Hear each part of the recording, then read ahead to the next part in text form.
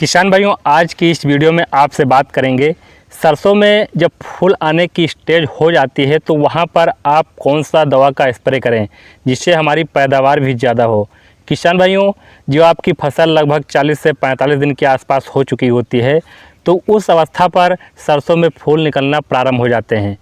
किसान भाइयों, इस समय आप अगर स्प्रे नहीं करते हैं तो हमारी सरसों में अच्छे से दाना नहीं बन पाता है, अच्छे से उसमें जो दाना का भराव होना चाहिए, अच्छी सी फलियां आनी चाहिए, लंबी और मोटी आनी चाहिए, उस हिसाब से किसान भाइयों हमारी सरसों में दानों का भराव नहीं हो पाता है।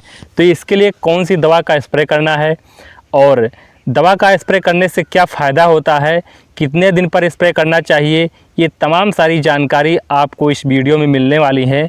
अगर किसान भाइयों हमारे चैनल पर नए हैं, चैनल को प्लीज़ सब्सक्राइब कीजिए, वीडियो को लाइक कीजिए और ज़्यादा से ज़्यादा अन्य किसानों को भी शेयर कीजिए।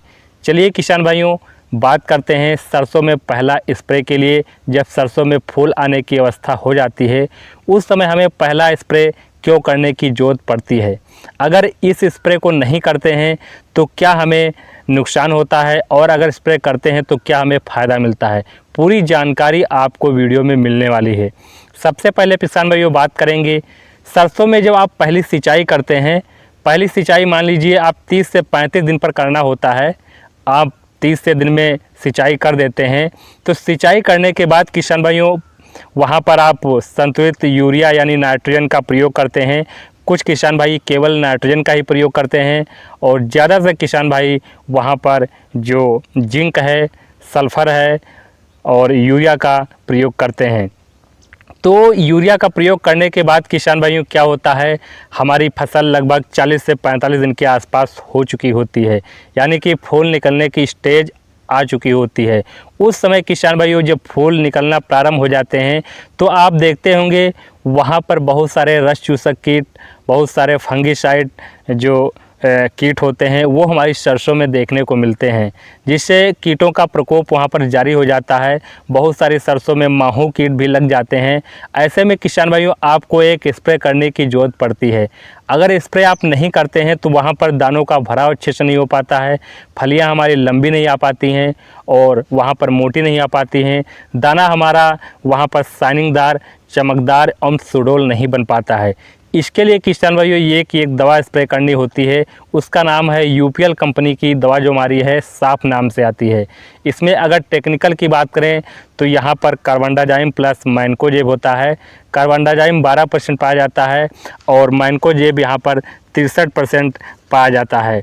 ये हमारा पाउडर फॉर्म में आता है।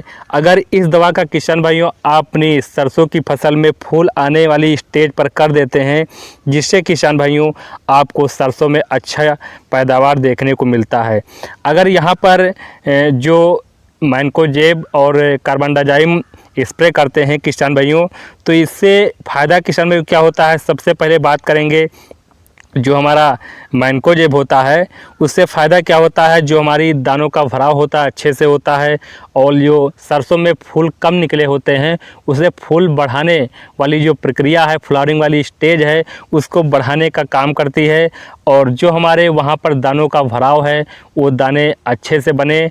इसके लिए किसान भाइयों सबसे ज़रूरी काम होता है कि आपको यहाँ पर कार्बेंडाज़ाइम प्लस मैंकोजेब वाला टेक्निकल जो आता है उसको आप स्प्रे करने की ज़रूरत पड़ती है। कुछ किसान भाई वहाँ पर M45 यानी कि जो हमारी M45 अलग से लेते हैं और उसमें जो फंगिसाइड, कॉन्ट्रैक्ट फंगिसाइड कीट वाली दवा आती है वो अलग से मिलाते हैं, लेकिन यहाँ पर टेक्निकल वाली दवा है जो हम बता रहे हैं। अगर चाहे तो आप यहाँ पर सिक्सर नाम से आती है, उसमें भी मैंकोजेब प्लस कार्बेंडाज़ाइम पाया जाता है, वो आप स्प्रे कर सकते हैं। और किसान भाइयों स्प्रे अगर कर रहे हैं तो आसानी से आपको स्प्रे करते समय कुछ बातों का ध्यान भी रखना होता है कि फ्लावरिंग वाली स्टेज चल रही है तो आप जो फुहारा है आप स्प्रे कर रहे हैं तो बहुत मतलब धीमी से फुहारा चलाना होता है कि फ्लावर वहाँ पर थोड़ा सा जो परागकण है वहाँ गिरने ना पाएँ, जिससे वहाँ पर जो प्रक्रिया हमारी फूल में आनी चाहिए उसी हिसाब से अच्छी सी वहाँ पर फलियाँ बने, मोटी बने। तो इस हिसाब से किसान भाइयों ध्यान देना होता है। अगर बात करें इसकी डोज की तो आप प्रति एकड़ के हिसाब से यहाँ पर डोज ले सकते हैं 1 केजी यानी 1 किलोग्राम प्रति एकड़ के हिसाब से आप यहाँ पर यूपीएल कंपनी की साप ले सकते हैं या सिक्सर ले सकते हैं या इंडोफिल की M45 प्लस यहाँ पर काउंटर फंगिसाइड को भी मिला सकते हैं। तो किसान भाइयों, जब सरसों की फसल में ये सारी दवाओं का आप स्प्रे कर देते हैं, इसके बाद आप देखते हैं किसी प्रकार का उसमें कीट, किसी प्रकार के जो फंगस का अटैक है देखने को नहीं मिलती है, और जो आपकी फलियां बन रही होती हैं वहां पर शुरू से ही वहां पर फलियां बनना शुरू हो जाती हैं। आपकी जो वहां पर ब्रांचेज हैं, शाखाएँ हैं, वहां पर देखते होंगे शुरू से फलियां बनना शुरू हो जाती हैं। जहाँ पर फूल वहाँ पर ख़त्म होता जाता है, वहाँ पर फलियाँ बनना स्टार्ट हो जाती हैं।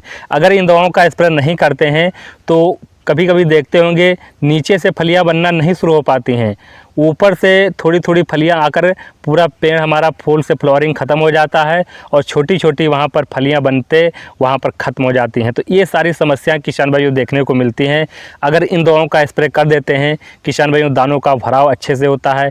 कभी कभी देखते होंगे फलियाँ आप फोड़ के देखिए तो उसमें जो दानों का भराव होता है वो चिपकी हुई पूरी छोटी छोटी हमारी सरसों की जो दाने होते हैं वो रह जाते हैं और पूरी फलियाँ हमारा विकास नहीं हो पाता है। छोटी छोटी फलियाँ आती हैं, लंबी फलियाँ नहीं आ पाती हैं, जिससे किसान भाइयों आपकी पैदावार भी कम मिलती है।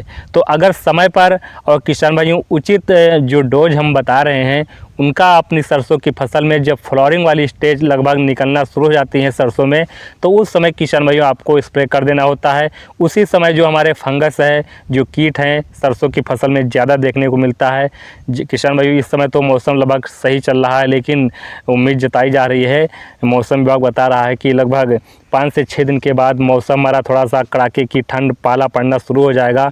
और पाड़े जो हमारा पाला होता है एक प्रकार का फसल में सबसे ज़्यादा अटैक करता है, फसल को वहाँ पर ग्रोथ भी रुक जाती है और अच्छे से दानों का विकास नहीं हो पाता है। इसके लिए किसान भाइयों यहाँ पर यूपीएल कंपनी की साप आप स्प्रे कर सकते हैं, जिससे फलियाँ मोटी आएंगी, लंबी आएंगी और दानों का जब भराव होगा अच्छे से होगा। लास्ट में आपको पैदावार भी अच्छे से निकाल करके आपकी सरसों की फसल दे सकती है। तो उम्मीद कर रहे हैं किसान भाइयों ये जानकारी आपको ज़रूर पसंद आई होगी। अगर आपकी सरसों लगभग फ्लावरिंग वाली स्टेज हो चुकी है, वहाँ पर फिर जो फूल हैं निकलना स्टार्ट हो चुके हैं, तो इस समय आप सरसों में आप स्प्रे कर सकते हैं। और उम्मीद कर रहे हैं किसान भाइयों जानकारी आपको थोड़ी पसंद ज़रूर आई होगी। पसंद आने पर वीडियो को लाइक कीजिए और ज़्यादा से ज़्यादा किसानों को अन्य शेयर कीजिए। और जो किसान भाई चैनल पर नए हैं उनसे रिक्वेस्ट है कि हमारे इस चैनल को प्लीज़ सब्सक्राइब कीजिए, क्योंकि ज़्यादा से ज़्यादा आप सब्सक्राइब करेंगे, लाइक करेंगे तो हमारा एक हौसला बढ़ेगा और ज़्यादा से ज़्यादा वीडियो बनाएंगे, आप तक जानकारी पहुंचाएंगे। कौन सी फसल के हिसाब से हमारी ग्रोथ करनी चाहिए, कौन सी दवा का स्प्रे करना चाहिए, पूरी जानकारी खेती बाड़ी संबंधित आपको यहाँ पर किसान भाइयों बताते रहेंगे। तो उम्मीद करें जानकारी आपको पसंद ज़रूर आएगी। चैनल सब्सक्राइब कीजिए, वीडियो को लाइक कीजिए, ज़्यादा से ज़्यादा किसानों को शेयर कीजिए।